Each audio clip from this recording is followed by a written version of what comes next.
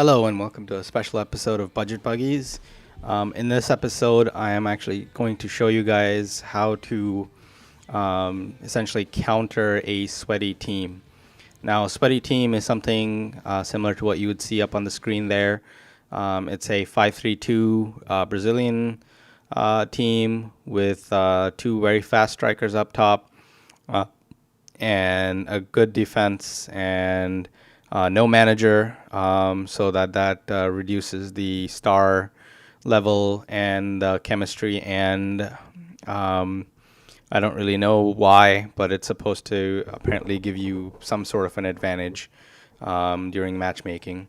But in any case, that's a team I came up against. And when I saw this team, essentially my first thoughts were this. Over and over and over again. Over and over and over again. Over and over and over again. Sorry. Sorry. Apologies. Yeah, sorry about that.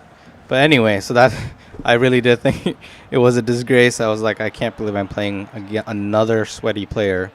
And this was in a long session that I had where I was playing just the worst players ever. Back passers, who go up by one goal and then back pass in their defense for the rest of the match, or try to anyway. So I was coming up against them with my Serie A squad with Ibrahimovic up top. And initially when I saw the 5-3-2, I knew he was going to be some sort of a counterattack side. And what you'll notice when you do start out a game is that eventually your fullbacks are just going to immediately overlap. So you'll see my 4-4-2 kind of set up here. Red dots are covering my own players. And you'll see up there on the top that Marcelo was his wing back who's actually overlapping. And I wanted my own wing back to stay in position so that he can kind of watch for that attack and defend against it. And then also I'll have my extra midfield, right midfielder coming in to pincer movement, so he doesn't have a lot of options. He has to cross it in essentially. So I'm there just jockeying. He passes it in. That's the only option I've given him. And actually he takes a pretty good shot with his player. That's the right move. That's the only move that really he can do. And then this point blank header saved by Stekelenburg, and that's why I have him in net, is to make ridiculous saves like that. That really should have been a goal for him. Luckily it wasn't, and then in the second I guess attempt on his corner, I was able to save it. And now this is actually going to be a full match, in case you guys weren't wondering. And in the first 5 minutes, I'd seen the tactical effect that 5-3-2 had on my 4-4-2, and I could have continued with 4-4-2. It's not a bad formation. 4-4-2 is actually a very good formation. It gives you a lot of width on the wings. It has those two holding midfielders almost to give you a lot of support and defense, and you have two strikers up top to play off each other. So it enables a lot of play styles. And that's what I really like about it, especially the wing play aspect. That's what appeals to me the most. But if you kind of superimpose my 4-4-2 on top of his 5-3-2, you'll see, why I want to switch is with 4-4-2, my two strikers at position 4 are going to be nullified by his defense. I can't do a lot of wing play on 3 and 2 because he has players there as well. And he's going to have a hard time as well because he only has 2. So essentially the match is just going to be a boring stalemate until, an LBY changes the game. And that's really not what appeals to me. Now, to make enough chances, I have to have 3 people up top to really stretch his 5-man defense, and kind of get in behind the wingback. That's what's going to give me the most success. And for that, I actually select another 5 at the back formation just so I can counter his 5-3-2. You can also have a 3-4-3 or, a 4-3-3, anything that has 3 strikers. You need 3 strikers to break down 5 at the back. You need them to go in behind his wing backs. But in this case, I chose 5-2-2-1. This is a really good formation because it gives you that protection on the back line. It also gives you 3 up top. And the only real problem with it is it only has 2 midfielders. Now, in real life, this would be a terrible formation, or it wouldn't be the best formation because In real life, two holding or two midfielders really means you get no possession. And in the game these days, if you don't have possession, you're just simply not going to win. You're not going to create any chances. However, this is FIFA, and being a video game, you have pinpoint accurate lobs. And simply doing LBY from your wing back will just bypass the entire midfield and just drop it right onto the head or chest of your one of your strikers. And that's really the only reason why this kind of formation is even viable. As you can see, if you superimpose my 5-2-2-1 against his 5-3-2, you'll see that I have a lot of protection against his wing back with my own wing back. His midfield has a slight advantage, but he's going to come up against three center backs anyway. And my main advantage is at position 4, where my right striker can actually drift out in behind his wing back, which will draw one of the three center backs to him, which allows for my other two strikers to get space in the box. And that's really the only way you're really going to break down a 5-3-2 easily. Like I said, any formation with three strikers is basically required. You can do 4-3-3 as well. That works as well. 5-2-2-1, it doesn't really need midfield. You just have those two midfielders to defend for you, and there's really not a lot of link-up play. So let's see how you can go from getting the ball, which is step 0, to shooting on goal in 4 steps. And that's how easy it is, when you use a video game with this kind of a formation, and FIFA 12 in particular. So you'll see there, I've identified his players. His wing back is up at position 1, and at 2, if you look at the radar, you can also see that that's another thing you should be doing, is looking at the radar to try and see where his players are that aren't on the screen. And here I've identified that I have 3 strikers up front now. I can pass to one of them and there's nobody marking them, so I can do a ground pass. That's a little bit more safer than a lob pass, which requires the receiving player to actually chest down the ball and control it, which takes precious seconds from my counterattack. That's step 1. That's going to be the first pass I make. I make the first pass, and now Ibrahimovic got the ball. He is one of my strikers, but he came back into midfield to receive it. Now, there's 2 options. You can make a triangle to the top with that player at number 2, or you can make a triangle to the bottom to the player at number 3, and essentially you'll do the LBA pass so that Ibrahimovic will make a run right after he passes. And this is the key that you use to break down his offense. His center backs have to go into position 2 and 3 to cover them. And as soon as you lure his main center back off the 3, the middle center back, into Ibrahimovic, he's already passed it. And because I did LBA, Ibra is going to run past the guy who just slid on me. When he slid in, that was a very bad move from him. So at position 2, you'll see that his second center back has to cover the person with the ball. I think that's Elia. Meanwhile, Ibrahimovic is going to run on to position 3, and I'm just going to give him the ball as a through ball. There you go. Ibrahimovic is running past him. The other center back came in. He got pulled in. He's definitely going to miss. So I probably should have done an aerial pass, but I did a ground ball, and it got through. It dissected those 2 center backs, and Ibra is going to be through on goal. And that's basically in 3 passes.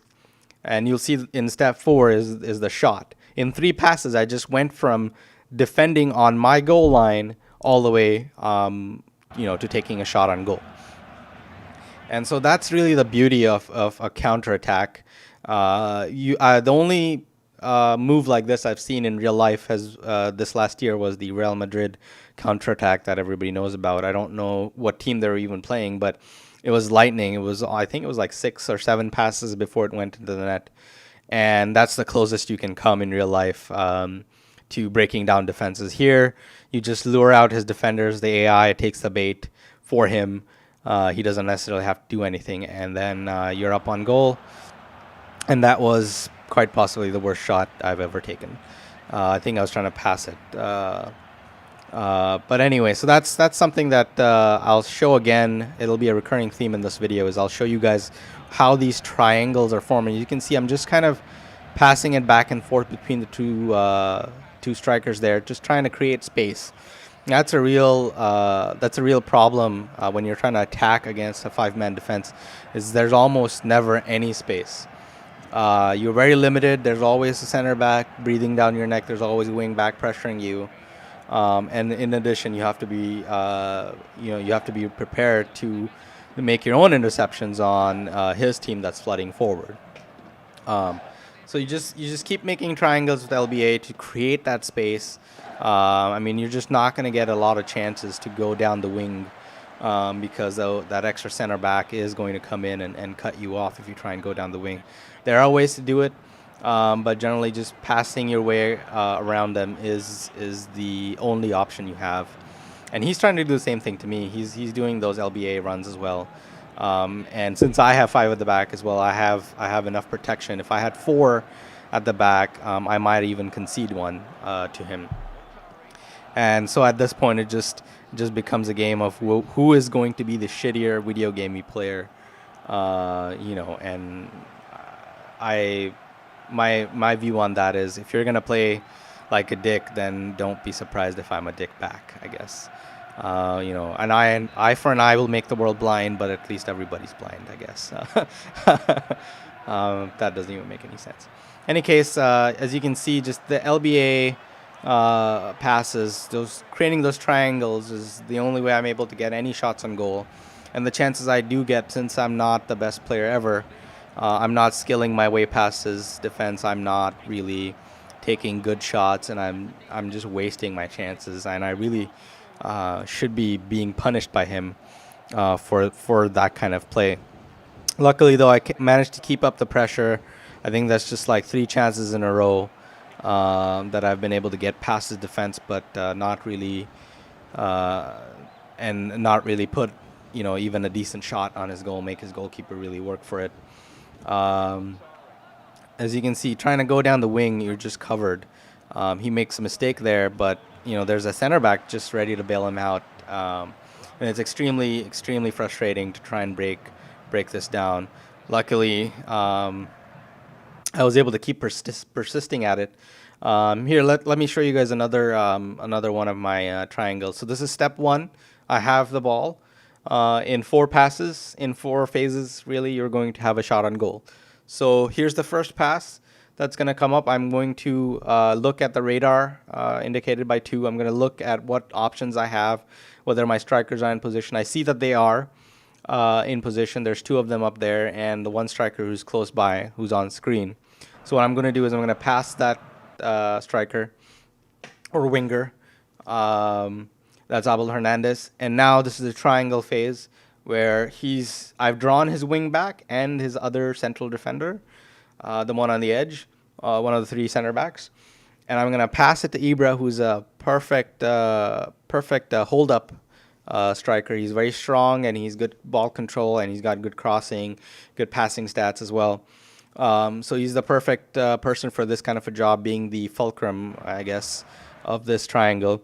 And since his fullbacks have pushed up and his center back pushed up, there's a huge gaping hole, and now it's just exploitation time, as they say in hockey. So I'm gonna pass from 1, and that's Ibra, to 3. I could make another triangle by passing it to my player at position 2, but it's really not necessary, since there's a huge gaping hole there that I can easily take advantage of. As you can see, of course, Abel will also be onside thanks to the other defenders. And this is 4. This is my shot on goal. So you saw in just 3 passes and 4 phases, I'm having a shot on goal. This was a kind of a hurried shot. I wanted to do one of those spectacular volleys that looks so cool and fantastic. I probably should have held it up, maybe baited his goalkeeper a little bit, and then kind of lob passed into the box, because I have another option who's streaming into the box. I think that's Elia. And then again, just a dreadful shot by me. This game was really not my, I'm generally not that good, but I'm not this bad either. And then from the resulting corner, I just throw one in.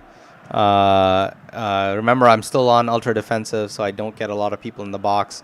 But the benefit of being ultra defensive during a corner is if he does break like this, I do have people in defense to kind of stop any kind of counter attack that might happen. Again, here's that triangle coming in, and then just a terrible through ball. I pushed the wrong direction on the left stick, and so he put the through ball to the wrong place. Again, triangle, get past his defense, and with 3 center backs, they just swarm you. That was a good cross in, but his defender again, puts it away. And he's only got 2 strikers. He's not going to be able to do anything really. I have 5 people there to defend, and I can just keep doing these triangles all day long, and keep fucking it up. Sorry, I guess like that newscaster. I guess I shouldn't swear as much, but I can keep messing it up, messing up those golden chances. I'm doing pretty good defensively. I haven't really let him have, a real shot apart from the initial flurry when it was still 4-4-2. So the defense has been just locked very, very tight. And so that's a good thing. Again, just trying to make those triangles, see that run that Ellie is making. And I really should have knocked it on or done a skill move there to get rid of that defender. But this is another one of my triangles. So in 3 shots, you'll see, or in 3 phases. This is actually going to be a slightly different one that I show you guys. So I tackled the guy at 0. Now take a look at the radar. I still have 3 strikers up, and I guess you can see all 3 of them on screen as well on the left. There are 3 strikers, so I have options, and essentially I'm going to pass to one of them and then create a triangle with them, and then there's going to be a shot at the end. Let's see how that works out. I try and pass. He's sticking to me good. He's figured out that I am going to do a lot of triangle passes, so he's made sure that he doesn't use his LB button to ask a extra player to press. So he's figured that out. That's, I guess, I already tried it like 6 times and it didn't work. So I'm glad he's learned from his mistake.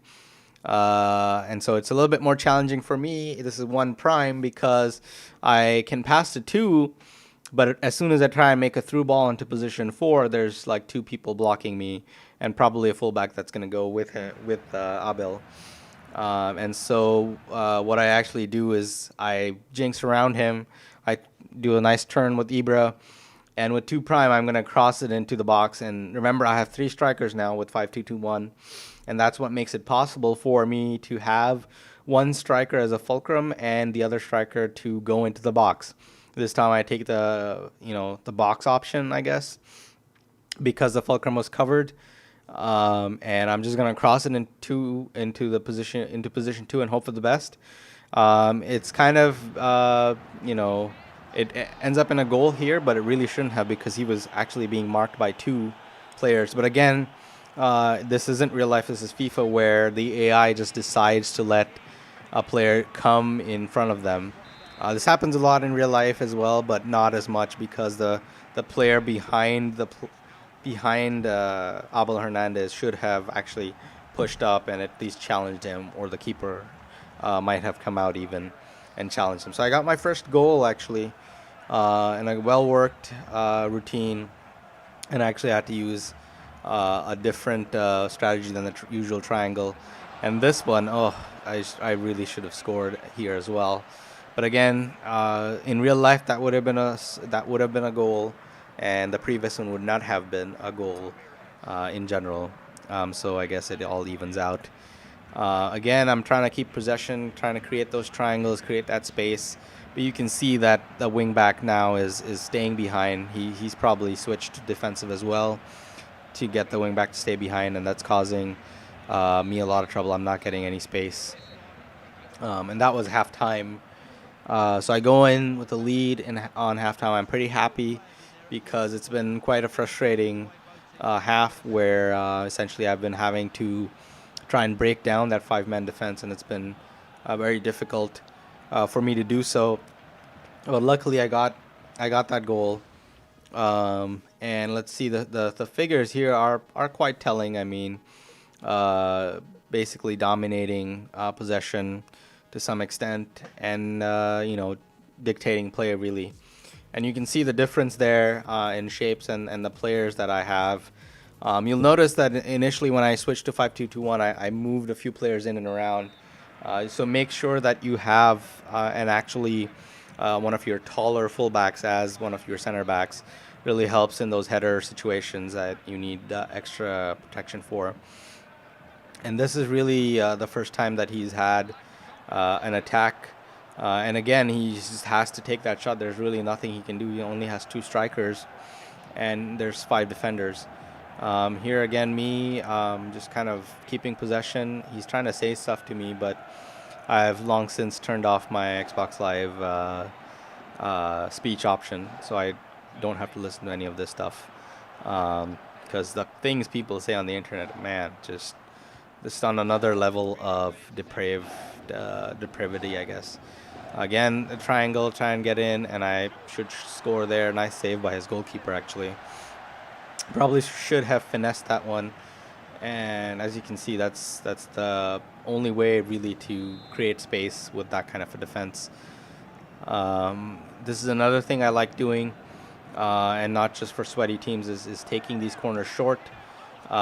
It gives you fantastic opportunities like that, which once again I didn't convert, so that must have been like 4 or 5 chances where if I was a better player, if I handled my shots better or took my shots better, they would be in the net.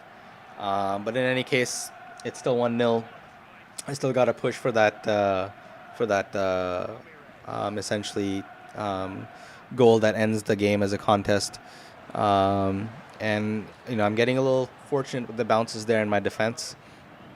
And again, just make those triangles 1, 2, 3, and not quite 4. But essentially, I have to keep trying it, getting possession back.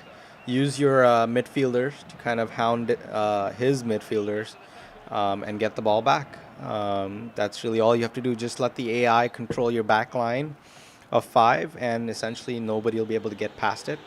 If you do find yourself switched to your center backs, immediately switch out and try and select one of your midfielders so that you get the AI to do all of the defending work where they keep in line and cover players. As you can see, as soon as it tries to switch me to center back, unless it's a fullback and I'm trying to intercept a fullback pass like that, I immediately try and switch to a holding midfielder so I can drag that midfielder back to get more coverage on defense and essentially cut off those passing options that he might have.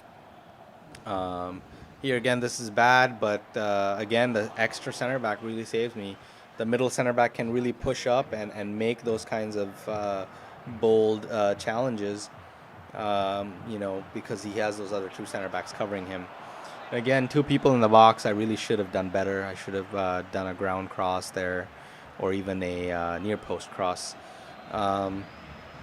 Again, the center back really coming into my central center back, I should say, coming into a view there. As you can see now, I have the ball back. I see that I have 3 of his players indicated by those red dots in between my attackers. So I have to kind of pass it to my other midfield player, my only other midfield player.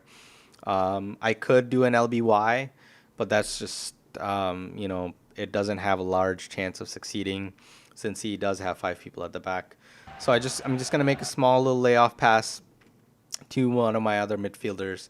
And now I have no more midfield. I just have 3 attackers. I'm going to pass from 1 to 2 and just watch Ibrahimovic at 3. I'm going to use him as the fulcrum for my triangle. So that's essentially step 1 right here. So I'm going to make the pass here. And hopefully the video goes forward at some point. It's kind of stuck. I got a little bit of a breath here. So you can see this is step 1 where I'm going to pass to Ibra at 2. And then Abel is actually going to make, or Elia, sorry, is going to make the run in behind the defense, or attempt to run in behind the defense. And this is one of those situations where, since there are 3 players at position 2, that those two defenders are really going to cover Elia almost completely. And so you need to be thinking about, okay, maybe can I involve the player at position 3? And that's actually what I do, because Elia is already going to be covered, so I have to bring Abel Hernandez into the equation here. I make a pass from Ibra at 1 to Abel at 3, and Ibra's going to run past him to position 4. I also have another runner that should be distracting the wing back, really, or making sure the wing back stays there instead of trying to double up on Ibrahimovic. So this is step 2 where the triangle is made. Ibra is able to get past him, and now I really should have done an aerial pass, because that would make sure that the defender nearest to 3 doesn't intercept it. But I believe I get lucky here. And because of the player at 2, that wingback wasn't able to push in on Ibra. He had to respect the fact that there was another player who might be, ghosting in behind him. So because of that, not only do you get Ibra some extra space, you also get to keep Ibra onside. He would have been offside if not for that wingback. And then with 4, I just take the shot with Ibra. That's the thing with Ibrahimovic or Rich, I guess, Ibrahimovic, if you have a chance to take a power shot, take it. Ibra is not really the best at finessing things, so it's always a better option with him to power it, and especially with his right foot. He gets so much power on it. It's just insane. And you'll see here, this rocket just goes into that. It's just going to, break that net apart. He gets clotheslined on the way to celebrating. And guess what? Mr. Rage Quit FC had enough after just 2 goals. He had enough of not seeing the ball at all and maybe having 2 chances in the entire game. And he was out-sweated. And he was made to rage quit. I'm sure his whole, thing with his 5-3-2 is to make other people rage quit. But now he knows what it feels like. He's got a little bit of his own medicine. Look at his team there. Have a little bit of a laugh. I'm just so juvenile. And you can see there, Ibra made the most passes because he was really the fulcrum so many times. You just pass to Ibra and then he passes back to you. And he holds up the ball so well. So, and you can see my midfield didn't really have that much of possession on the ball, whereas his midfield had more possession than mine. I was just bypassing my midfield almost all the time. I don't think Emmanuelson even got to touch the ball that much. But that's really a few ways that you can out-sweat or counter-sweat. And this is really clever. Deodorant. Deodorize your way past a sweaty player. So this is my deodorant video. I hope you guys use this deodorant often when encountering sweaty situations. Please let me know with any comments what you thought. This was a full game. This was going to be a full game, but the guy quit out, so sorry about that. And you can see they're just peppered with shots.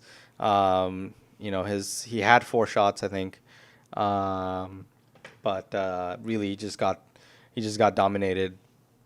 So that was a good game. Good way of frustrating these people. And also, I guess, as a sneak peek into the future, I haven't been doing a lot of recording, but I have been playing a lot of head-to-head seasons. I think I made it up to Division 5, and now I'm really starting to encounter the really annoying players who use annoying tactics, and I think that might be it. I was planning to do a few more recordings of head-to-head season, but I don't know if I'll do that. If you guys do want me to do those, please leave a comment. Let me know. That way I know what kind of, what people want to see, what interest is. And once again, I don't have any ads on my site. I don't plan to do them anytime in the future. It's not really about getting views for revenue. It's getting, views so that, people have something to look at. And I guess I like making these videos. So I like getting ideas. I like hearing from you guys. Please let me know. Please leave a like. This helps the video to be a little bit more searchable. I think it shows up higher if you have more likes on the YouTube search. But anyway, that's me, Budget Buggy, signing off from another tutorial episode. I hope you guys liked it, and I'll see you guys later.